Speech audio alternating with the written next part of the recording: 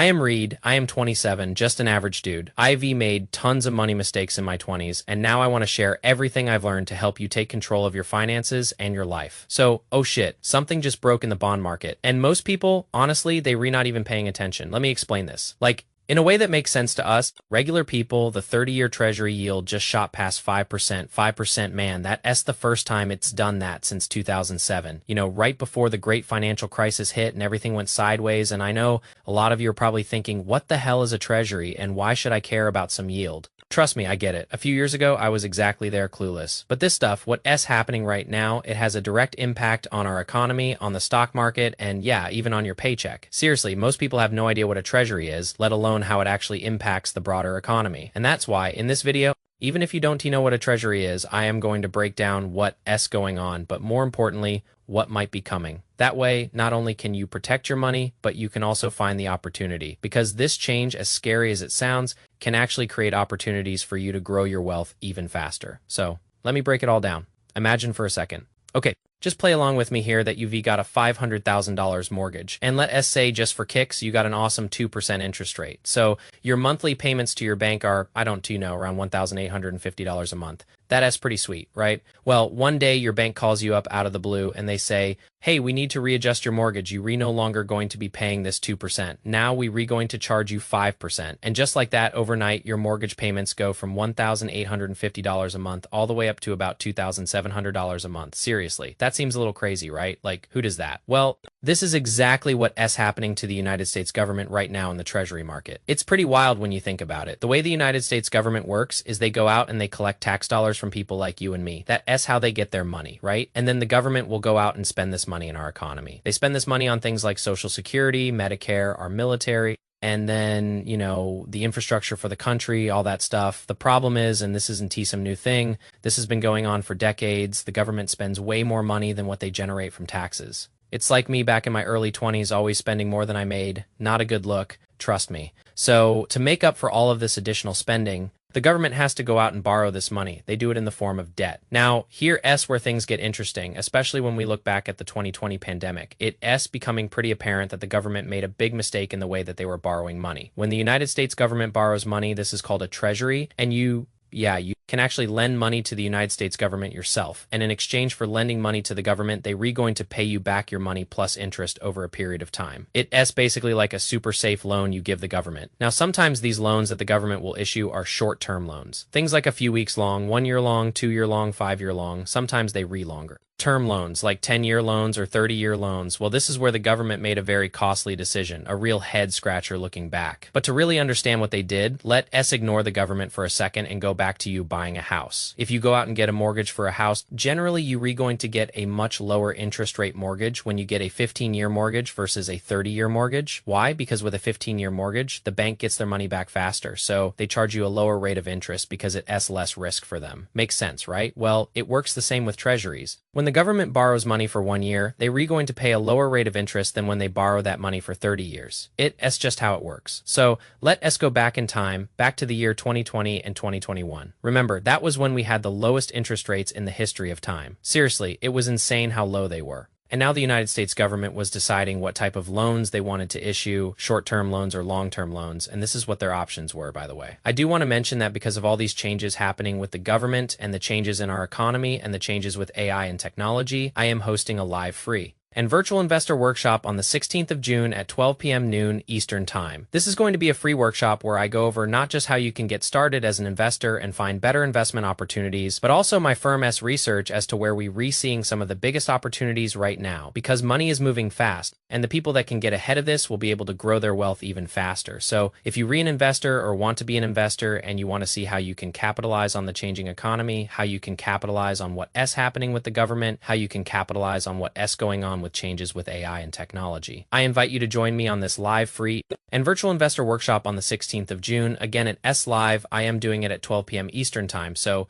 if you like to join me, all you have to do is register, and I have the link for you down in the description below. And when you register for the workshop, you're also going to get access to market briefs, which is my newsletter for investors completely free. So if you have not signed up for my workshop yet, again, I have that link for you down in the description. So It's the year 2020 and 2021, and the United States government is borrowing more money than ever before. Part of the reason why the government is borrowing so much money is because they're refunding stimulus checks. They refunding unemployment checks, they refunding these PPP loans, they rebailing out businesses. I mean, the government is borrowing more amount of money than really most people can imagine. It was a crazy time, and this is where the government had to make a decision. Did they want to lock in a 30-year fixed rate loan, meaning the government would be paying out this amount of interest rate for the next 30 years, locked in at something like around 2% a year? Now, I am estimating here because the interest rates did change between 2020 and 2021, but around 2% a year. Or did the government want to get a little bit more aggressive? They could lock in a 10-year fixed rate loan for something like 1.5% a year, which also was some of the lowest 10-year loans in the history of time. So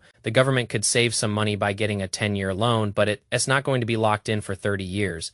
LA'll only be locked in for about 10 years. Or did they want to get even more aggressive and maybe get a 5-year loan or a shorter term loan and now only pay something like a 1% interest rate? But it's not going to be locked in for 10 years or 30 years. LL only be locked in for about 5 years, kind of like an adjustable rate mortgage, where now your mortgage rate is not locked in for 30 years. This was the dilemma that the government was facing back in the year 2020 and 2021, and during the time when interest rates were so low, the government was borrowing money like crazy to fund PPP loans and unemployment checks and stimulus checks and everything in between, and the government said, you know what, instead of locking it in for 30 years at 2% a year, how about we just do these 5-year loans? We're going to do more of these 5-year loans at this very cheap interest rate because we LL get to save more money on our interest payments today. It felt like a good idea at the time, probably. Well, here we are now, 5 years later, and now this government debt is starting to readjust at a much higher interest rate, man. For those of you that were watching my videos in 2020 and 2021, we were talking about what would happen once the government debt starts to readjust in the coming years. Well, here we are today, and now many people are starting to call it the biggest blunder in the history of the United States Treasury. We had the ability to lock in our interest rates for decades at some of the lowest interest rates in the history of time. Instead,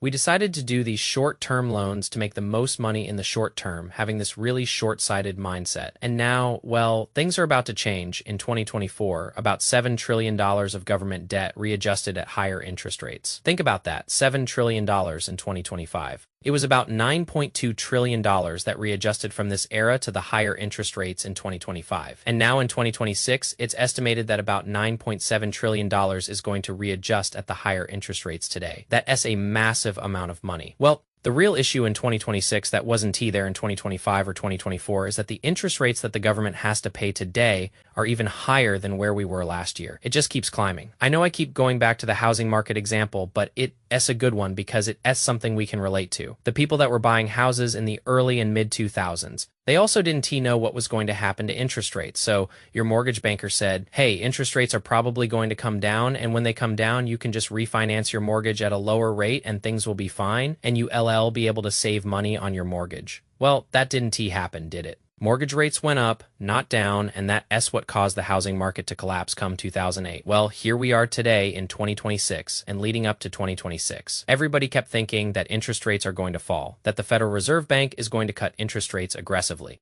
But then a lot of things changed in the economy. Oil prices skyrocketed. We entered a new war in the Middle East, and now interest rates are the highest that we have seen since 2007. Right before the housing market collapsed in 2008, it's like deja vu, but with government debt instead of mortgages. The other part of the problem is that the previous people that would lend money to the United States government aren't lending money to the United States government the way that they did before. This is a big deal. For example, China is one of the largest owners of United States debt, or at least they used to be, and they have turned from a net buyer of United States debt now to a seller of United States debt. They redumping it, man. We also have many other countries around the world that aren't buying as much United States debt because now they want to buy gold. They re-worried about the United States dollar. They re-worried about inflation. So the way that the United States government can borrow this money is starting to change. And if the government cannot borrow this money from people like you and me, they can borrow this money from foreign countries like China and Japan and the United Kingdom. Then the third option is the United States government will either have to find an alternative solution. I'll talk more about that in the coming days because that's a whole other can of worms. Something to do with crypto, but we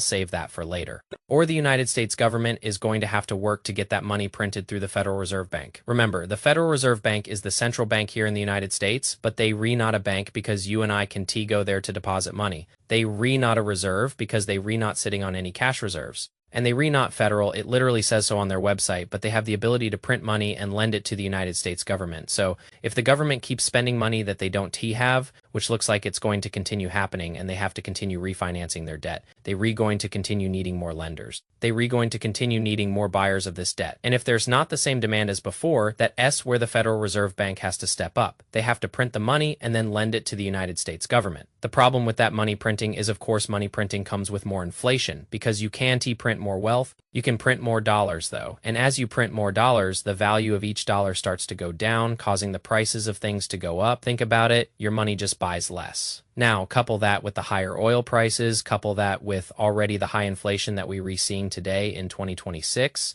and you can start to see the problem. It's a messy situation. But there's one more part to this that you really want to pay attention to, because it's going to hit home. Do you want to know what the fastest growing expense for the United States government is? Seriously, guess. It's not our military, it's not Medicare or Medicaid, and it's not Social Security. It's interest payments on all of our debt, just paying the interest. Why are interest payments skyrocketing? Well, 2 reasons. Number 1, the government keeps spending trillions of dollars that we don't have, so we keep increasing how much debt we have to have. And number 2, because as we refinance this debt, as our debt comes due, this debt is now being readjusted from these lower interest rates to now some of the highest Treasury rates that we have seen in about 2 decades. Now let me explain why that matters, because right now, at the time we re-recording this video, already every time you give $1 to the United States government in taxes, 20% of that, about 20 cents of that dollar, is going just to pay interest on the previous debt. It's not going to pay for your health insurance. It's not going to pay for any infrastructure. It's not going to actually provide value for you. It's just going to pay off the previous debt. That's insane. As interest costs start to go up even more, that puts more financial strain on the United States government. That means more and more of our tax dollars have to be used not to actually provide value to its citizens, but to be used to pay back the previous debt plus interest. That's the problem that the government is facing. We keep spending money that we don't have, and now we also have higher debt costs. And as our debt costs also go up,